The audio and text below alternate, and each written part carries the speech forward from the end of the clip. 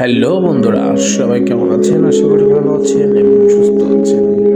আপনাদের সবাইকে আজকের ভিডিওতে স্বাগতম জানাই। চলে যাচ্ছি এই প্রাকৃতিক সৌন্দর্য এবং গ্রামের মায়া ভালোবাসা থেকে চলে যাচ্ছি ঢাকার শহরে। ঢাকা থেকে এসেছিলাম গ্রামে, বাবা মা, আত্মীয় স্বজন এবং প্রিয় মানুষ, নিজের পরিবারের কাছে ছোট্ট সোনামণিকে দেখার জন্য এসেছিলাম।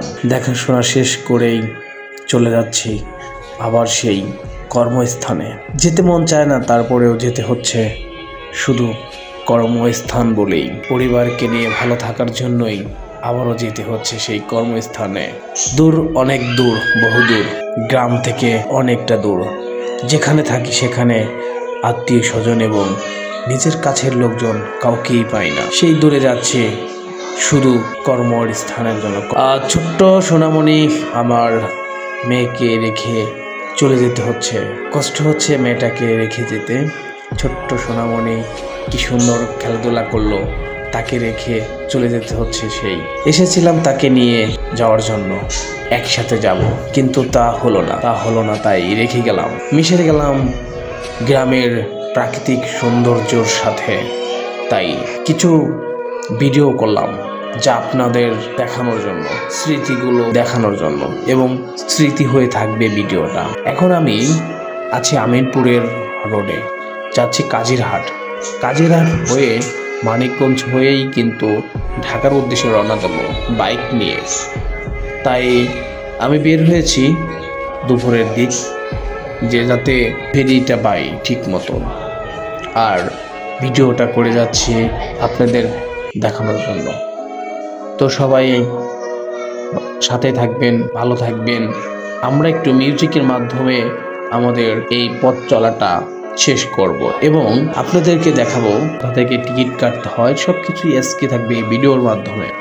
তো চলুন আমরা কিছু মিউজিকের মাধ্যমে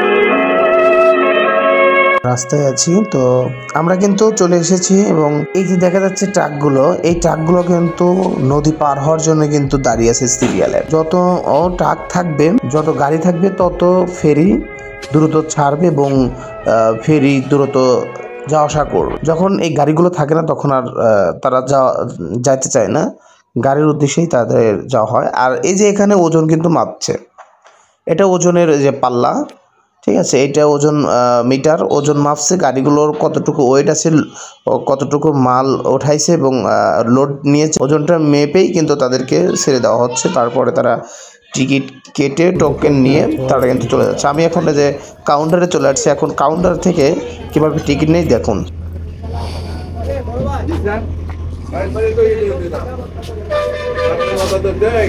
হ্যাঁ,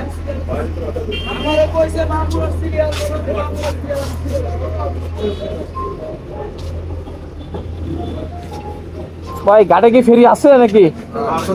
ঘাটে কি ফেরি আছে?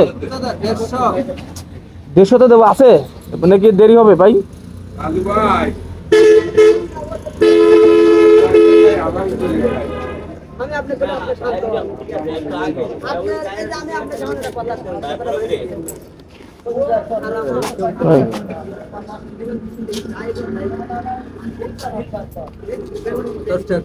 দিতে হবে 10 টাকা, না দিলে হয় না ভাই।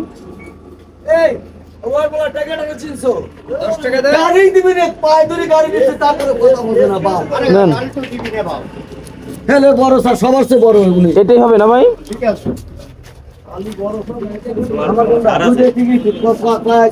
গাড়ি টিভি নিয়ে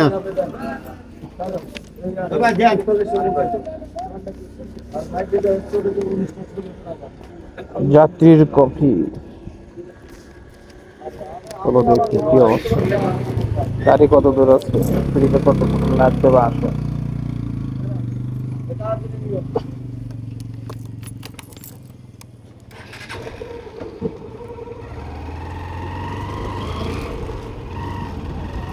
আমরা ঘাটের দিকে যাচ্ছি, এখান থেকে বুকিং দিলাম, কাউন্টার থেকে একটা টিকিট নিলাম, খাবো। যাই হোক, যে লোক টিকিট দিল, ওই লোকটা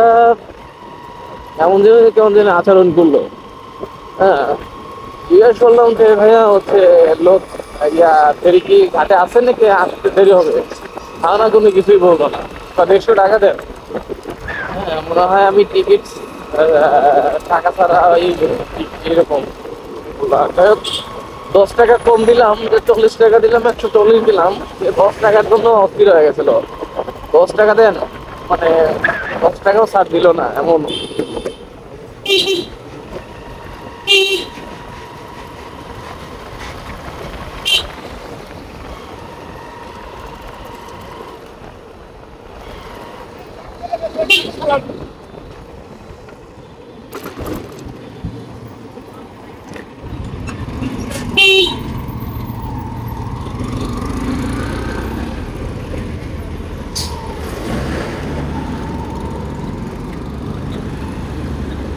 ও, গাড়ির তো অনেক দেখতেছি, অনেক গাড়ি আছে তাদের, মানে ফেরি তাদের দ্রুতই পেয়ে গেছি, টাইম মতনই মনে হয় আসতে পেরেছি। কারণ এগুলো সব গাড়িগুলোই হচ্ছে পার হবে, নদী পার হবে। হ্যাঁ, নদী পার হতে কোনো সমস্যা হবে, অপেক্ষা করে। অনেক সময় হচ্ছে যে গাড়ি না আসলে ফেরিগুলো যায় না, তখন ফেরি এই গাড়ির জন্য অপেক্ষা করতে হয়। ফেরি যাইতে চায় না, তার জন্য অপেক্ষা করা লাগে। এখন দেখতেছি অনেক গাড়ি আছে, এই গাড়িগুলো মনে হয় যদি পার হবে তাহলে দ্রুত সেগুলো ছাড়বে, দ্রুত বুক হবে।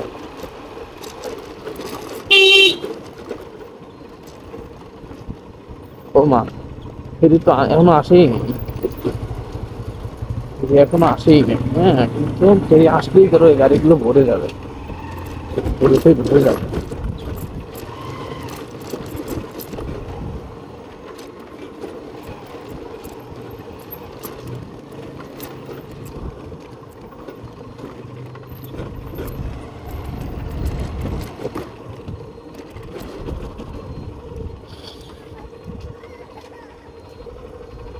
ফেরি তো নাই, আমরা তো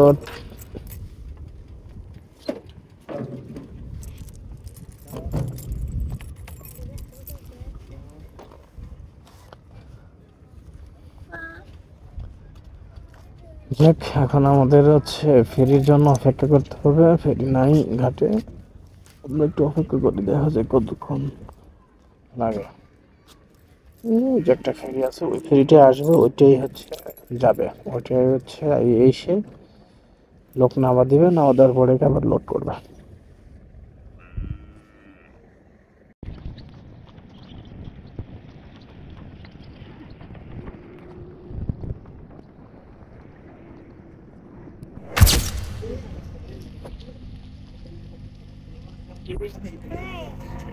কত বড় হচ্ছে, চলে আসছে এই যে ফেরি। সব গাড়িগুলো এখন আনলোড হবে, আর বাকি যারা আছে এখান থেকে আবার লোড হবে এগুলো। নারায়ণগঞ্জের ফেরি চলে আসছে আমাদের কাছির হাটে। তো এখন আনলোড হচ্ছে, এই ফেরিটা এখন আনলোড হচ্ছে কিভাবে দেখেন।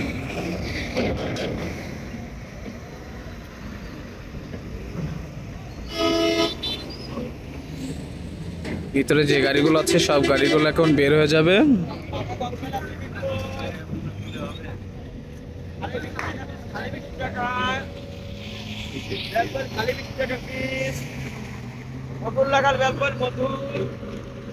এই গাড়িগুলো যা আছে সবগুলো আনলোড হবে এবং তারপরে খালি হলেই তারপরে আমাদের যারা এখন দাঁড়িয়ে আছে এবং আমার গাড়িটা যেটা এখানে আছে গাড়িটা ওখানে উঠাবো এগুলো খালি হওয়ার পর।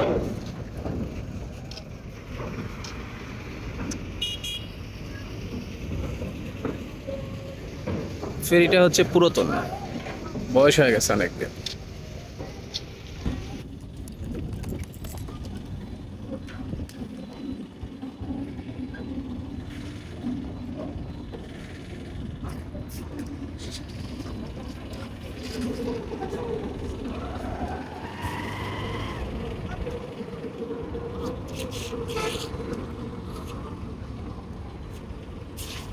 ঢোকা দিতে বলছে ভাই, দিতে বলছে।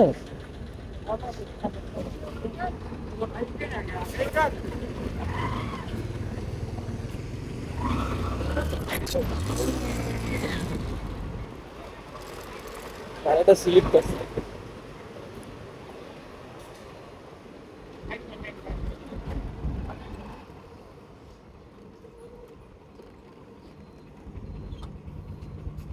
যে স্লিপ কাটছে গাড়িটা আমার, হ্যাঁ অনেক জোরে স্লিপ কাটছে। না আমি ইয়া করছি, পিক আপ দিছি তো উঁচু হয়ে গেছে, পরে স্লিপ কাটে গেছে পিছন থেকে। হ্যাঁ আমি ইয়া করে দিচ্ছি, সাইড করে দিচ্ছি। দাঁড়ান, ওই যে বাইরে ইয়ে করে আমি নাবিলান ভাই, আপনি নাবিলান, আপনি স্ট্যান্ড করে নাবেন, তারপরে আমি ইয়ে করছি।